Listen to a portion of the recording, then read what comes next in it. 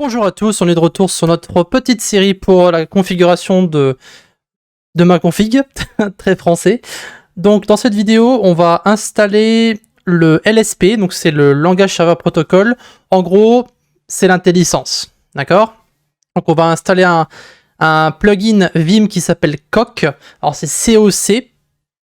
Ça permet simplement d'avoir accès justement à cette IntelliSense en fait.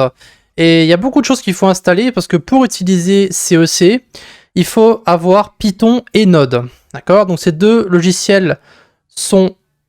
Alors Node est déjà installé, mais je vais vous montrer comment l'installer. D'accord? Donc vous allez voir que ça va être très très simple. Tout est marqué dans la documentation. D'ailleurs, je vais ouvrir cette fameuse documentation. Donc elle est pas forcément très très bien écrite, mais ça reste assez clair à comprendre. Donc pour intégrer Python, comme vous pouvez voir ici, il suffit simplement d'installer Python 3 et de taper la commande pour installer pinvim, qui est en fait c'est le client Python pour communiquer avec NeoVim. Et vous avez la même chose pour Node, un peu plus bas. Donc ici Node.js, pour installer, pour avoir justement la connexion justement entre le NeoVim et Node, il vous faut le package qui s'appelle NeoVim sur NPM en fait. Donc voici le site de Python, voici le site de Node. Concrètement, vous pouvez le télécharger pour Windows, donc prenez la LTS, toujours, hein, la LTS c'est la long term support, en gros c'est la version qui n'a pas de bug, en tout cas pas de bug connu on va dire. Donc vous pouvez la télécharger, donc vous appuyez dessus, ça vous renvoie vers le MSI pour le télécharger. Encore une fois, moi c'est déjà installé donc je peux pas le réinstaller. Par contre Python n'est pas installé, et Python n'est pas installé parce que je m'en sers pas forcément. Donc vous avez ici un bouton download, vous avez Python, vous pouvez aussi aller dans le Python ici, vous allez dans All Release. Donc vous pouvez directement sur le téléchargement, vous allez tout en bas, vous avez ici les différents fichiers, et vous avez un installeur pour Windows. D'accord, donc c'est un AMD 64.exe, et ensuite vous lancez l'installation. Donc moi je vais lancer l'installation de Python. Donc Node c'est déjà installé, il n'y a rien à faire, il suffit simplement de faire next, next, next, next, ok. C'est juste que du next pour Python et de la patience. Donc ici, pour Python, vous allez devoir cliquer sur Add Python 3.9 to pass. Alors, moi ce que je vais faire, c'est que je vais pas le mettre sur pass parce qu'il y a des chances que ça bug en fait, pour une raison inconnue d'ailleurs. Donc on va se souvenir du chemin. On va l'ouvrir d'ailleurs ensemble tout de suite. Donc je vais aller dans App Data. D'accord. On va aller dans Local. Ensuite on va aller dans Programme. Et du coup dans Programme on pourra récupérer Python. Donc Programme. Donc moi, vous pouvez voir que Python il est déjà là, mais il est déjà installé. Enfin concrètement il est là, mais il compte pas en fait. Il n'y a rien dedans parce que je l'ai désinstallé pour le réinstaller. Donc on peut très bien le supprimer, hein, ça ne pose aucun problème. On va simplement cliquer sur Install Now ici. Voilà, vous pouvez voir où ça va installer l'interpréteur, ça va installer pip, ça va installer plein de choses. Et du coup, ça va être relativement rapide à installer. Python, c'est pas trop chiant à installer. Node non plus, c'est pas le plus chiant. En attendant, on va ouvrir le path, PATH. Donc on a déjà fait ça dans le premier épisode. Donc variable d'environnement. On va aller dans le path justement. Et il me semble que je n'ai pas mis Python comme vous pouvez voir ici. Donc on va devoir le mettre nous-mêmes. Donc on va attendre que Python soit installé. Voilà, setup was successful. Donc maintenant on a Python 3.9. Comme vous pouvez le voir. Donc je vais mettre non seulement le chemin vers Python, mais je vais aussi mettre le chemin vers les scripts. Donc on va faire new, on fait un coller, Python 3.9, et maintenant on récupère script, et pareil, on fait un nouveau pour Python 3.9. Voilà. Maintenant, sur Add la doc à nouveau, on peut voir que pour avoir accès à NeoVim avec Python et avec Node, il faut taper des commandes. Donc on va faire ça tout de suite. On va relancer notre PowerShell. On va aller directement dans NeoVim, on va relancer Alacrity ici, et après, on va taper donc la commande. Donc si on regarde sur le navigateur, donc on va à Python 3, donc ici c'est Python 3, donc Python c'est PY, hein, d'accord, pour rentrer dans l'interpréteur. Donc pour taper ici, ça sera PI-M, pip, install, user, upgrade, on tape toute la commande. Tout ça c'est pas forcément nécessaire, mais on va la taper quand même. Comme ça, pinvim va être installé. Voilà, donc moi il était déjà installé apparemment il était déjà installé, ce qui est assez intéressant d'ailleurs. Est-ce que j'ai déjà installé Python? Ah oui, j'avais déjà installé Python. La commande c'est ça, voilà. Il y a aussi une mise à jour pour pip qui est disponible, donc on peut l'installer. Tout à fait une possibilité, on peut mettre à jour pip, j'ai rien contre ça. Ça c'est intéressant d'ailleurs que quand on désinstalle Python, les packages sont sauvegardés. Ça marche un peu comme Node finalement. Bon, peu importe. Voilà, donc pip est mis à jour et pinvim est installé. Et maintenant, pour installer NeoVim, vous faites npm i-g et vous mettez ensuite NeoVim. Donc ça sera pour installer NeoVim. Moi, je vais le réinstaller parce que peut-être qu'il n'est pas à jour, ce qui est une possibilité. Du coup, ça va le mettre à jour. Voilà, donc on a NeoVim 4.9.0. Hop. Alors, on vérifie bien que c'était ça la commande, hein. Pour vérifier d'ailleurs, on peut aller directement dans NeoVim. Vous faites double point, check, health. Ça va en fait renvoyer un check pour plusieurs choses. Donc le check de NeoVim pour voir s'il est en bonne santé, entre guillemets. D'accord, donc vous avez ici configuration, performance et remote plugins, tout est à jour. Et vous avez ici Python 3 Provider qui est donc maintenant, alors il est plus en jaune. Vous pouvez voir ici, il y a marqué warning et error. Parce qu'il n'y a pas de provider pour Python 2. Donc personne n'utilise Python 2, quoi qu'il arrive. Et du coup, on a maintenant un provider pour Python 3. Il y a marqué ici latest pinvim is install. Ça veut dire qu'il a en fait trouvé notre version de Python 3.9.2 et notre pinvim 0.4.3. Et nous avons aussi un provider pour Node.js. Vous pouvez voir Node.js 14.15.4 et la dernière version de NeoVim. Voilà. Ce qui veut dire que maintenant nous avons la communication entre notre NeoVim et Python et Node. Donc maintenant, on peut installer notre plugin. Donc on va aller dans Vimplug et Plugins, et on va installer notre plugin. Alors le plugin qu'on va installer, ça va être, comme je dis, coc.vim. Donc pour l'installer, c'est relativement simple, il y a plusieurs façons de le faire. Vous pouvez marquer ici, alors vous pouvez voir, il y a marqué Vimplug User, ça c'est nous, d'accord.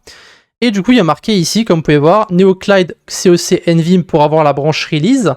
Ou alors, on peut avoir directement le build depuis le code source avec Yarn. Alors, vous pouvez utiliser Yarn, où il faut d'abord l'installer. Donc moi, je vais passer par le code source parce que ça sera les derniers changements qui seront disponibles. Donc ce que je vais faire, c'est que je vais sortir, je vais taper npmi-g Yarn, ce qui va en fait installer Yarn. Voilà.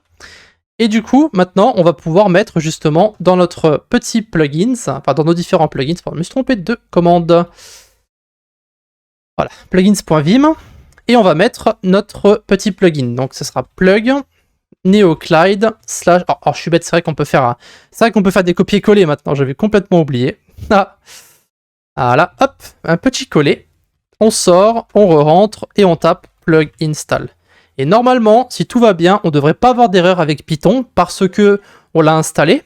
Voilà, vous pouvez voir que tout va s'installer maintenant. Ça va fetch en fait tous les différents packages. Vous pouvez voir que ça va en fait valider le package.json. Donc on a besoin non seulement de Yarn, enfin de npm, pardon, enfin de Node quoi, et on a besoin aussi de Python. Voilà, donc ça permettra simplement de... Donc là, ça va en fait récupérer le code source, hein, comme dit. Ça va build directement et ça va installer coc directement sur Vim. Donc là, ça fait un petit peu tout le téléchargement et toute l'installation de coc via le repo. J'espère qu'il n'y aura pas d'erreur. Normalement, il ne devrait pas y en avoir, puisque c'est quand même un... Voilà, il n'y a pas de problème, tout est installé. Ce qui veut dire que maintenant, si on relance, lorsqu'on va taper coc, on va avoir accès à toutes les commandes de coc. Donc il y en a plusieurs. On a coc install, comme vous pouvez le voir ici, qui va permettre justement d'installer en fait les dépendances pour les langages. Donc il existe beaucoup d'extensions pour coc. Vous en avez énormément, je vais vous les montrer tout de suite. On peut les trouver directement. Alors je ne sais pas s'il y a un repo qui va les montrer directement ici. Ça c'est le fichier de configuration qu'on va devoir copier-coller. Vous pouvez voir qu'il est quand même relativement long. Après il y a beaucoup de choses qui ne sont pas forcément très utiles qu'on va pouvoir éventuellement enlever. Ça on va l'enlever par exemple, ça ne sera pas utile. Parce que en fait ça va mettre en raccourci en fait tab, et nous tab en fait on l'utilise pour aller à travers les buffers. Donc cette fonction là en fait elle va pas, on va la changer en fait, mais on fera ça plus tard. Voilà, donc on a plein de choses, symbol renaming, donc ça c'est en fait c'est leader rn, donc c'est barre d'espace puis rn. Vous allez voir, ça sera plein de comment dire, ça sera plein de choses qu'on va avoir au fur et à mesure. Là, je vais juste installer coc. C'est juste mon objectif. On installe coc, on copie-colle la configuration et on passe à autre chose. Juste que je vous montre les différentes extensions qui sont disponibles. Alors, je ne sais pas si on a un extension works like in VS Code, ça on s'en fout. Donc, c'est extension 1. Donc là, il y a des exemples d'extensions en fait. Ok, donc il me semble que c'est ça. Non. Je sais plus exactement où se trouvent toutes les extensions. C'est peut-être ici en fait finalement. Ouais, c'est ici. Vous pouvez voir, vous avez toutes les extensions qui sont implémentées. Évidemment, ça ce sont les extensions qui sont officielles entre guillemets. Vous en avez beaucoup plus. Hein. Vous en avez une pour pratiquement chaque langage. Vous en avez une pour C, C++, Objective-C. Vous avez Angular. Vous avez Deno. Vous avez du Rich Presence pour Discord. Ça marche pas sur Windows, cela dit. Ça marche uniquement sur Linux et Mac, parce qu'il y a un truc de pipe avec Windows, et ils font chier Windows, hein, pour être tout à fait honnête. Voilà, on a Elixir, donc ça c'est pour Python, vous avez Emmet pour du HTML, etc. etc. Donc ce sont des suggestions Emmet, hein, donc si jamais vous travaillez avec du HTML et du CSS, Emmet est votre ami. Vous pouvez cliquer sur l'extension, ça va vous montrer en fait comment ça fonctionne exactement. Donc ce sont les options auxquelles vous allez avoir accès en fait, hein, tout simplement. Donc je vous montrerai après comment mettre les différentes... Je vous montrerai après comment mettre les différentes options. Vous allez voir que ça va être très simple.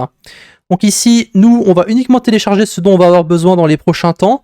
Donc on va télécharger JSON, puisqu'on travaille avec du JSON. On va télécharger Snippets. Donc Snippets, en fait, est un peu plus bas, ici. Donc ça va provide en fait des snippets pour les codes en général. Donc vous allez voir ici, par exemple, vous avez un exemple, hop, boucle for, bam, ça a créé une boucle for. D'accord? C'est simplement des suggestions de snippets, en fait, par rapport à un API. Donc vous avez TypeScript, vous avez Python, vous avez JavaScript, vous en avez plein en fait. Donc on va installer Coq. Alors je vais l'appeler COC parce que Coq ça fait un peu bizarre. Donc ici Coq installe, et après vous mettez toutes les extensions que vous voulez installer. Donc ici COC Snippets, d'accord. Il nous en faut une évidemment pour le JSON. Donc en général c'est COC- puis le nom du langage, mais on va quand même vérifier au cas où. Donc ici JSON, hop, COC JSON. Vous en avez un aussi qu'on va utiliser qui s'appelle Vim LSP. Donc c'est en fait, ça c'est le langage sur le protocole, donc ça c'est pour l'intelligence. Donc ça c'est plus ou moins obligatoire, Vim LSP. Vous avez YAML, jamais vous travaillez avec du YAML, donc moi c'est mon cas, donc je vais installer YAML. Je vais installer aussi TOML, parce que je fais du Rust. Bref, il y en a plein que vous allez pouvoir installer. Donc vous en avez un pour SQL, vous avez du snippet, vous avez du styline pour d'autres choses, donc ça c'est pour du pré-process, donc tout ce qui est SAS, etc. etc. Vous avez Python, si jamais vous faites du Python, moi je fais pas de Python donc je m'en fous. Vous avez ici de trucs pour PowerShell, donc si vous faites du scripting, etc. etc. Vous avez Perl, vous en avez vraiment beaucoup. Vous en avez un pour C#. Alors C# je vais pas en faire tout de suite, donc je vais pas forcément avoir besoin de l'installer, mais j'en ai besoin d'un par contre pour JavaScript. Alors pour JavaScript, je sais que ça s'appelle pas JavaScript ou TypeScript, il me semble que ça s'appelle TS Server ou un truc comme ça, je sais plus exactement. Alors on va regarder rapidement, je sais que c'est COC tiré déjà pour commencer, et du coup c'est TS Server, voilà ici, COC TS Server. Ça c'est pour JavaScript et TypeScript. Voilà, je pense que c'est plus ou moins tout. Vous en avez plusieurs pour PHP, ce qui est assez marrant d'ailleurs. Vous avez Python, vous avez Java aussi. On pourra voir comment installer Java sur NeoVim. C'est un peu compliqué en soi, mais voilà, bref, on va pas faire le tour de toutes les extensions, on n'a pas toute la vie devant nous, hein. Mais vous pouvez voir que vous avez plusieurs possibilités. Donc on va Coq install, hop, on appuie sur OK, et du coup ça va télécharger toutes les extensions et ça va les installer. Donc ça prend un petit peu de temps. Bon, moi mon PC est assez rapide donc ça va. Pour désinstaller, c'est très simple, vous faites COC uninstall et après vous mettez le nom de l'extension. Pour savoir les extensions que vous avez, vous faites COC list et après vous mettez extension, d'accord? Comme ceci. Et là ça va vous mettre en fait toutes les extensions que vous avez, d'accord? Vous avez Go, JSON, Markdown. Alors ça ce sont des trucs que j'avais déjà installés précédemment, ce qui est assez marrant d'ailleurs.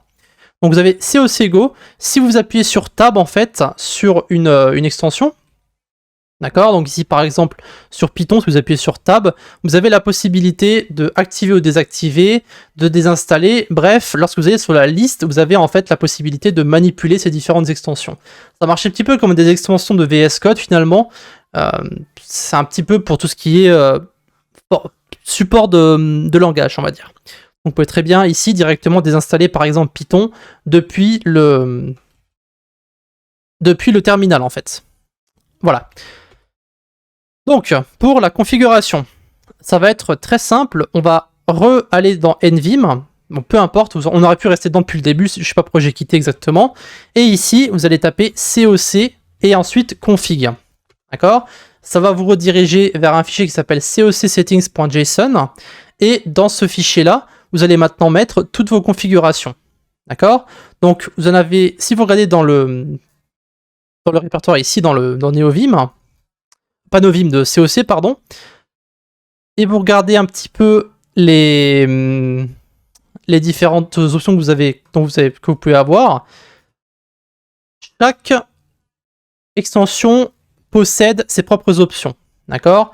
Et ces options-là, vous allez les mettre en fait dans ce fichier-là. Ok? Donc c'est un fichier JSON, donc forcément on va ouvrir les accolades comme ça, hein, quoi qu'il arrive. Ça c'est sûr. Donc ici, je ne sais pas s'il y a des exemples qui traînent par exemple. Voyons voir ça. Commande, extension, non, c'est pas ça. Vim Plugin Manager, c'est pas ça. Ça fait longtemps que j'ai pas regardé le tri, j'ai pas fait le tri dans tout ça, ce qui est assez marrant d'ailleurs. Mais on peut regarder en fait sur chaque extension. Si vous allez sur COC TS Server par exemple, hop, vous avez en général les options qui sont disponibles. Donc vous avez l'installation, les features, c'est un peu tout ce qui est expliqué. Et vous avez ici Configuration Options. Donc il y a marqué TS Server Enable. Donc ça, vous pouvez très bien le mettre dans votre JSON. Donc vous mettez simple. Tout ce que vous avez à faire, c'est ouvrir les guillemets et vous mettez ensuite votre configuration TS Server. Donc ici, vous pouvez voir, vu qu'on a maintenant l'intellicence, ça va justement nous dire en fait ce qu'on peut mettre comme commande. Vous pouvez voir, on en a plein qui sont mises ici. Et si vous regardez par rapport à ici, vous pouvez très bien mettre TS Server et ici, vous pouvez mettre par exemple Enable. Vous pouvez voir qu'il y a très bien une option qui marche et qui s'appelle TS Server Enable. Et après, vu que c'est un booléen, bah vous mettez simplement true ou false. Et du coup, vous avez ici votre option et après, vous pouvez mettre le reste. Voilà. Donc, moi, ce que je vais faire, c'est que je vais pas trop m'embêter à faire les configurations, d'accord? Je le ferai éventuellement de mon côté. Mais vous pouvez très bien, par exemple, si vous voulez, comment expliquer? Formater on save, vous pouvez mettre coc.préférence. Donc ça, ce sont des options qui viennent de COC et vous avez format on type, format on save file type et format on type file types. Donc c'est on save file type et en fait à l'intérieur vous allez mettre un arrêt de tous les langages que vous avez. D'accord? Donc vous pouvez mettre par exemple le CSS si vous avez du CSS, vous pouvez mettre du Markdown, vous pouvez mettre aussi tous les langages finalement. Ça n'a aucune importance. Donc par exemple ici on peut mettre Markdown, on peut mettre JavaScript, on peut mettre HTML, on peut mettre TypeScript, on peut mettre Python, voilà, on peut mettre ce qu'on veut en fait. Donc je vais sauvegarder et je vais quitter. Et du coup ici vous pouvez voir que maintenant en fait lorsqu'on va aller dans un langage, sur le TypeScript ou n'importe quoi, eh bien on va avoir justement cette IntelliSense et on va avoir les différents snippets qui vont être disponibles. Voilà. Donc évidemment, COC, ça va beaucoup plus loin que ça.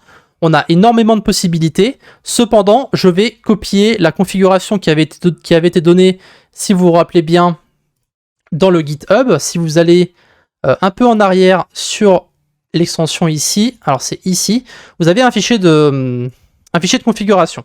D'accord? Ce fichier de configuration, il est nécessaire pour donner accéder à certaines fonctionnalités de COC, car par exemple le code navigation qui pourrait être utile. On a ici code action, etc. Donc c'est un petit peu un mini VS Code qui va en fait être implémenté, si vous voulez, dans votre NeoVim. D'accord? Ce fichier de configuration n'est pas nécessaire du tout. Cependant, moi je vais quand même le mettre parce que ça demande quand même. Il y a quand même pas mal de choses qui vont être utiles ici. Donc ce qu'on va faire, c'est qu'on va aller dans NeoVim, on va créer un nouveau dossier qu'on va appeler plug config. Donc ce sera en fait le dossier où on va mettre les configurations de plugins. Et celui-ci, il va donc s'appeler coc.vim. Et dans ce coc.vim, nous allons tout simplement copier ce qu'on a ici. Donc on va copier tout en haut. On va aller dans Vim, on va sortir d'ici, nvim, vim, alors c'est c'est plug config, et après coc.vim, on colle. Je vais juste récupérer les lignes dont je vous avais parlé, si vous vous souvenez bien, celle avec tab qui était un peu plus haut. Alors c'était vers les lignes, c'était avec tab si je me souviens bien. Voilà, c'est ici les lignes 34 à 38. Donc toutes ces lignes-là, on va les enlever. Voilà, on sauvegarde, on sort, on regarde s'il y a une erreur ou s'il n'y a pas d'erreur. Il n'y a pas d'erreur, ça veut dire qu'il n'y a pas de problème, mais on n'a pas sourcé le fichier, c'est pour ça que ça ne montre pas d'erreur.